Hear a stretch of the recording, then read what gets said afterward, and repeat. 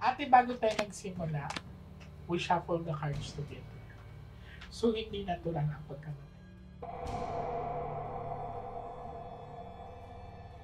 Basta, ang sabi dito, nangihingi siya ng katarungan. Babae ang naglaglag sa kanya dahil sa pera.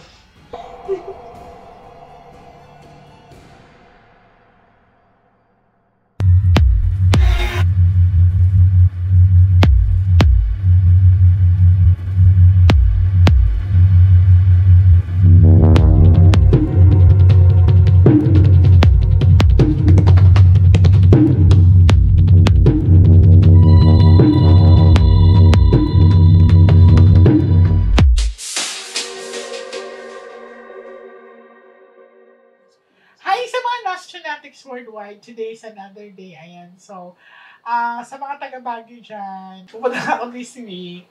Baka after ng reading ko ay babiyahe ako papuntang Baguio dahil may tutulungan po kami.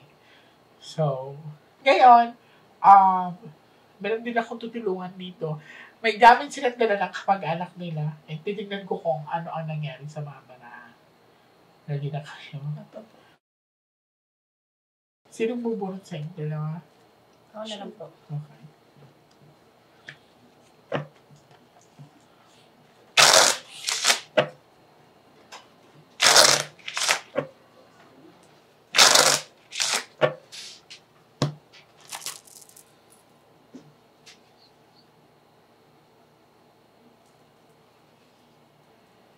Ilang taon na ka siya, ate? Sorry.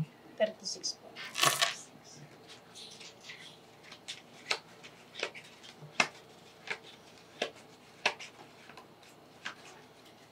I want you to pick one card. Thank you. So, ikaw to, ha? Pag may king na lalabas dito sa first set of the cards to last set, siya na yan.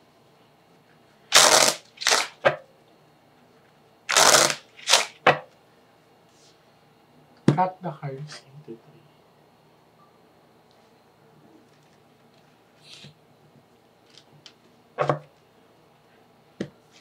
Kuha ka ngayon, ate, ng 7 cards of total lagay mo dito.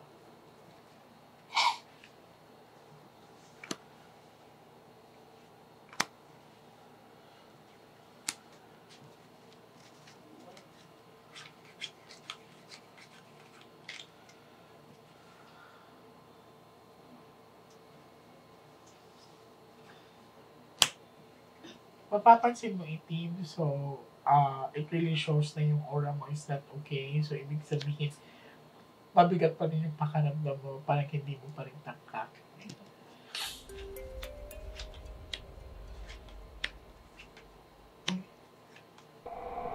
Ano nga ito?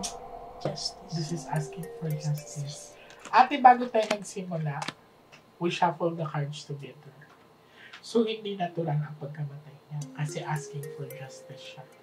Sinadya ito. Okay. Nagulat ako bakit may babae na pinakita niya ito. Babae po. So, maaaring babae din ang dahilan.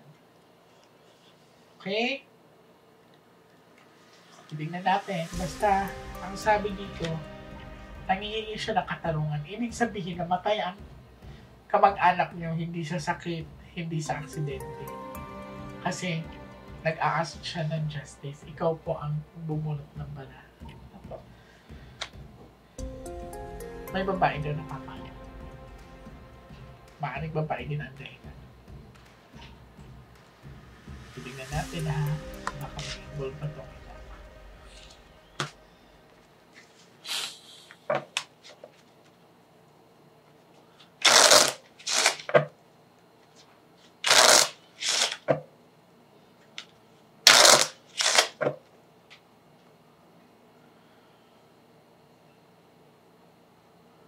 But, isa pa po.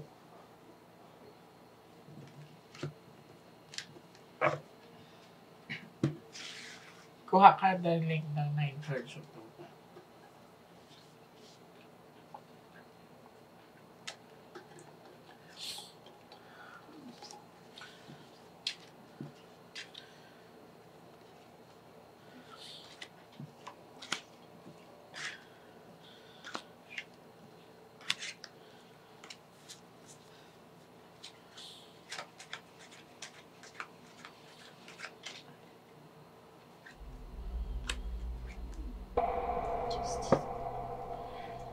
nangihingi ng tulong yung pamilya niyo. Hindi niya matanggap yung pagkamatay niya. May pinaparamdam siya sa aking pain dito, tsaka ito dito sa bandang tiyan niya. Tsaka ito sa likod. Nadala pa siya sa hospital. Babae, tinuturo niya.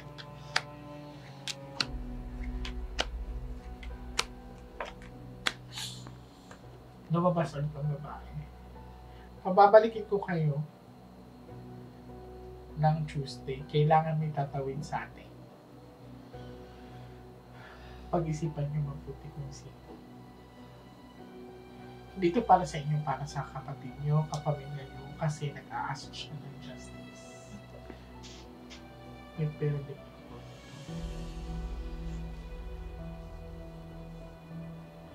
Babae ang naglaglag sa kanya dahil sa pera. Dahil sa pera. Basta babae ang naglaglag sa kanya dahil sa pera.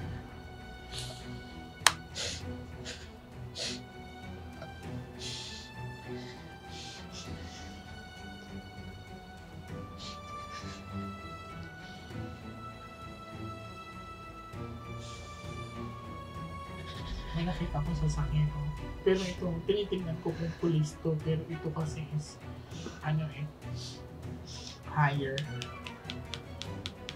Basta ito, ang babae daw nagdaglag sa kanila. Hindi siya makapagin. Bakit may pera rin? May pagkakautang ba siya? Wala na yun? May financer po siya, nagpapautang siya sa trabaho. Okay. So, ito, di ba sabi ko higher? Diyos ko, baka boss niya nagpatira sa kanya. Baka kasi may pera siyang hindi narinig ate. Baka na ano yung kapatid niyo, nagastos niya. Kasi narinig niya naman, tinignan ko kung police ba to or higher. Tapos ito involved ang pera.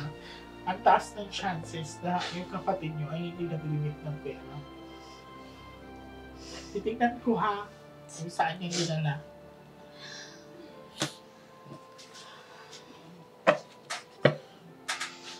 Matagal na ba siya Tagal na po. Matagal na.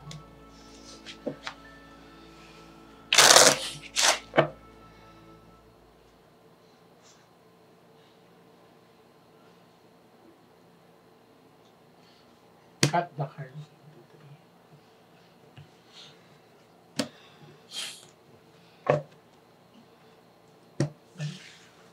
Nagiging siya ng tulong.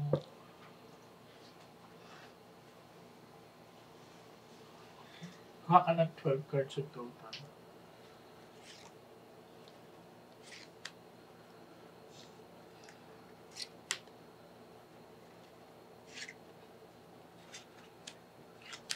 Buti ito sa knowledge natin.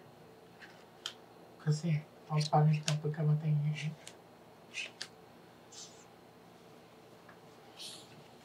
Asking for justice yung kapatid niyo. Hindi siya tahimik.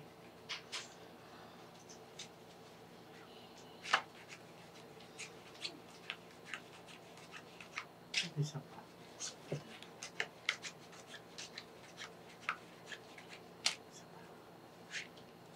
Yan natin ha. Kanina ba ito? Justice. Hindi siya tahimik. Pero ang dahilan ate, wala ba siya nasabi sa inyo na baka may napagastusan siya sa pera? Hindi kasi siya nagsasabi sa akin, hindi siya pala kwento eh. Ang taas ng chances na baka ano to eh, may hindi siya narimit na pera. Baka din may babae na hihingi sa kanya. Basta ito, ang king lumabas. So, di ba lumabas na kanina? Baka yung higher ano paano sa kanya. Well, anyways, pababalikin ko kayo next week. Yeah. Ganun pa rin. Pag-usapan nyo na lang kung sino yung tatawid sa inyo. Hindi po. Pag ikaw ang tatawid, hindi na magiging normal ang buhay. Ano po. Okay? Alam po. So, see you back this coming Tuesday. Magdala ka ng gamit niya, dalhin ko pa rin at a printed picture. Okay?